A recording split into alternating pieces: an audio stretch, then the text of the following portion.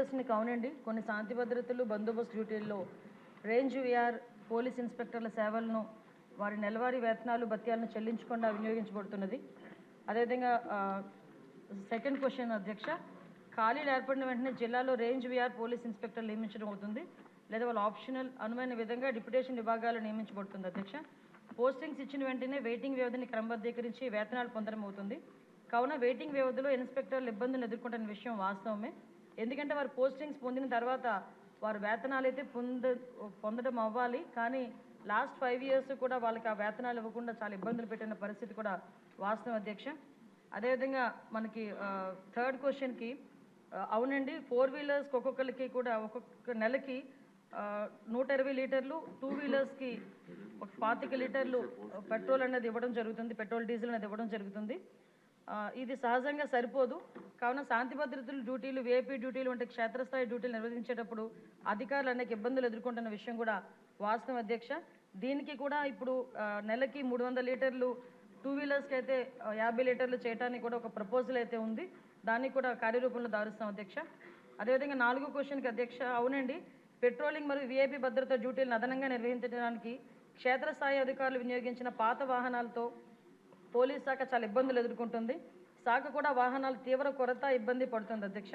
ఎందుకంటే దీనికి 2014లోనే 2018లోని TDP government అధికారులు ఉన్నప్పుడు మాత్రమే సుమారుగా 150 కోట్లు, 2014లో 100 కోట్లు, 2018లో 50 కోట్ల రూపాయలు వెహికల్స్కి శాంక్షన్ చేయడం జరిగింది, వెహికల్స్ కొనడం జరిగింది.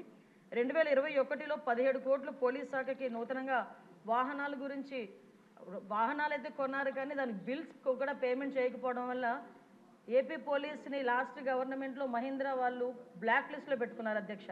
అది చాలా సిగ్గుచేటు అన్నమాట. అది బ్లాక్ లిస్ట్లో పోలీస్ డిపార్ట్మెంట్ పెట్టుకొని ఈ రోజుకి కూడా కోర్టులో వాళ్ళు వేసుకుంటే, మొన్న ఈ గవర్నమెంట్ వచ్చిన తర్వాత 13 కోట్ల రూపాయలు దానికి వెహికల్స్ కూడా చెల్లించడం జరిగింది అధ్యక్ష. ఇప్పుడైతే సుమారుగా దగ్గర మనకున్న వెహికల్స్ 8,000 వెహికల్స్లో దగ్గర 50% వరకు కూడా అవన్నీ కూడా స్క్రాప్కి ఇవ్వాల్సిన పరిస్థితి ఉంది అధ్యక్ష. వాహనాలు అయితే ఉన్నాయి అధ్యక్ష, కొరత ఉంది అధ్యక్ష.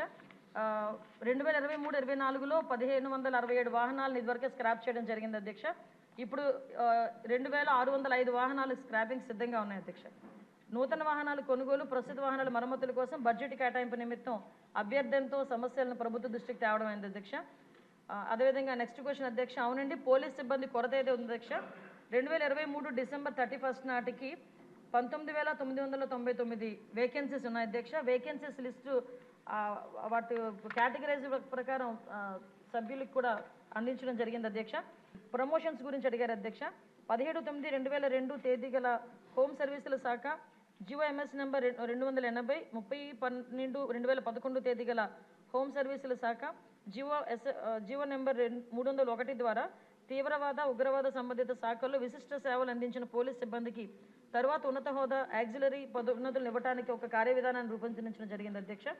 మార్గదర్శకాల ప్రకారం దిగువ పేర్కొన్న విధి విధానాలు నిర్వర్తించి అటు వ్యక్తులకు మాత్రమే యూనిట్ అధికారులు సిఫార్సు చేయాల్సి ఉంటుంది. అభ్యర్థి ఆమోదిత ప్రొవిషనరీ అయి ఉండాలి. తీవ్రవాద వ్యతిరేక, ఉగ్రవాద వ్యతిరేక కార్యకలాపాలు, విశిష్ట సేవలు అందించి ఉండాలి. సంతృప్తికర రికార్డు ఉన్నవాళ్ళు, అదేవిధంగా సర్వీస్ అంతటా ఏదైనా ప్రధాన శిక్షలు లేకుండా గత 6 సంవత్సరాలకు క్లీన్ డిఫాల్ట్ షీట్ కలిగి ఉండాలి అధ్యక్ష.